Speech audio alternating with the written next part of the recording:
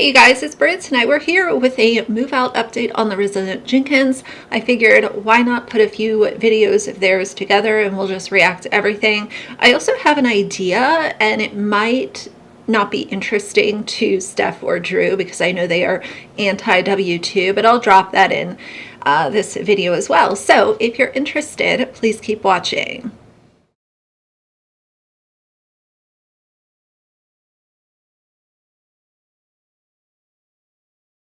All right, you guys, so let's start with the video that she posted as the 18-day move out. I can't remember.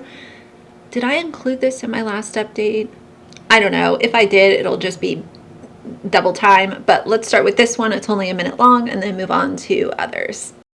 Until move out date, and we've yet to be accepted into a new place yet. In fact, one of the first places that we put an application in for came back with the result really quick and denied us because of a bankruptcy on my record. Now, I bring that up because bankruptcies are public knowledge and you guys are all fishing for everything, so you would have figured that out on your own as it is. And I'm sorry, but there's just something wrong with these application fees because of spending $120 just to be denied. It gets pretty discouraging when you're already trying to be careful with your finances, and there's a high potential you're going to have to put in multiple applications for multiple places. Well, here's an idea. Instead of having to spend a few $100s on application fees, you could have just paid the roughly $2,000 that your landlord was owed, and you wouldn't be in this predicament anyway. You got evicted because you didn't pay your rent, and now you're sitting here complaining about denials and having to pay application fees.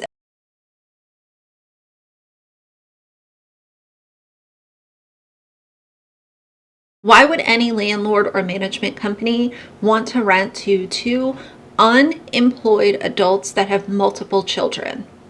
I seen this comment that someone said they calculated up how much we'd be making on social media and it's like 18 grand a month. Man, I freaking wish. Bear with me. I'm working on very little sleep. I'm tired and I'm trying to figure all this out, so I'm a little bit stressed out. So this isn't mine and Drew's first time actually trying to seek out other housing. We tried about a year and a half ago. We were denied for making like 120 less than the minimum income. And then of course the bankruptcy had come up at that point as well. And I got my mom to think that I have a bankruptcy on my record, but that's a story for another day. All right, bye-bye now. How is it her mother's fault that she had to file bankruptcy? If you're going to blame someone else for having to file bankruptcy, then you might as well just be a little bit more transparent, because how are you blaming someone else for having to file bankruptcy? It seems like you have a long history of mismanaging your funds. And why would she admit that they made 18 grand on TikTok? Because that would make her look even worse if she confirmed that that's actually true, knowing that they went on to not pay their rent.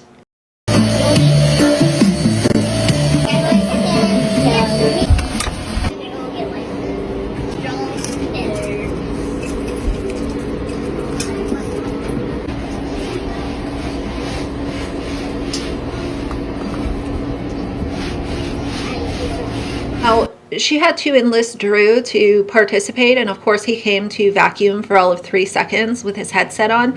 I also noticed that he has an Apple Watch. So how interesting that you have these luxuries, because yes, having gaming systems, computers, laptops, Apple Watches, those are luxuries.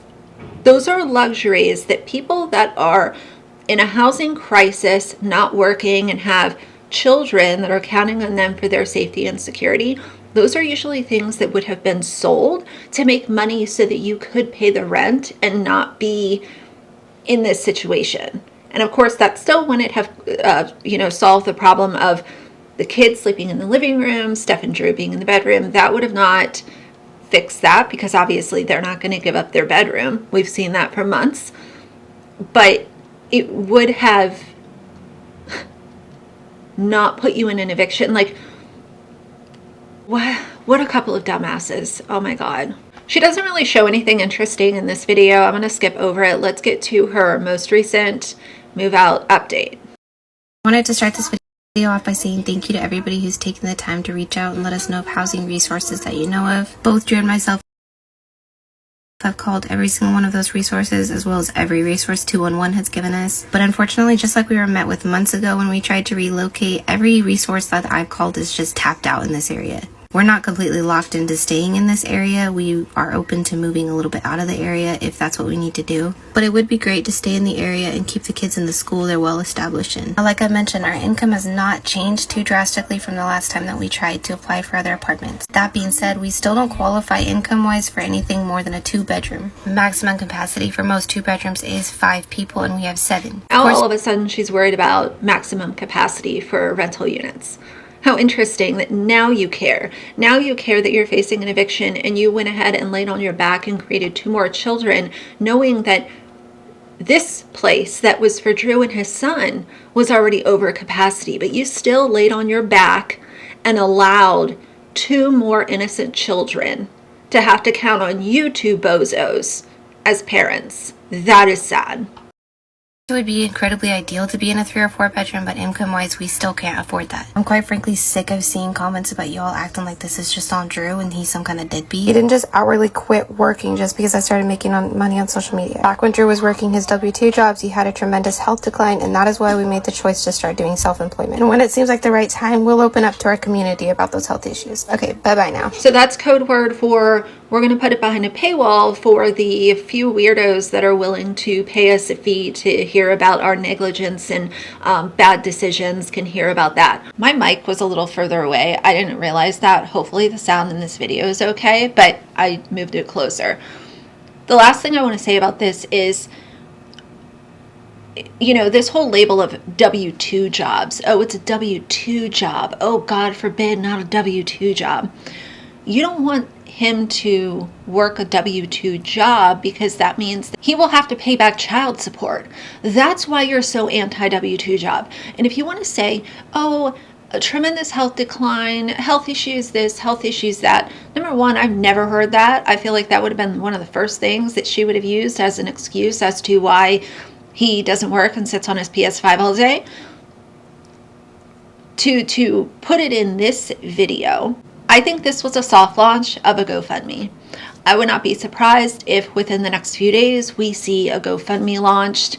And if she does that, that is, for me, that's just, it's game over. If you're literally expecting strangers on the internet to pay for you to get out of a situation that you put yourself in on purpose, you're absolutely demented. Now let's talk about a solution as to how I think that this could be fixed. If you want to claim that Drew has health issues and can't work, but yet he can impregnate you and sit on his ass on his PS5 all the time, why would he not get a job working from home doing call center work or some kind of very basic low-end customer service? Because I know that he, has no experience, and obviously he's not the smartest guy.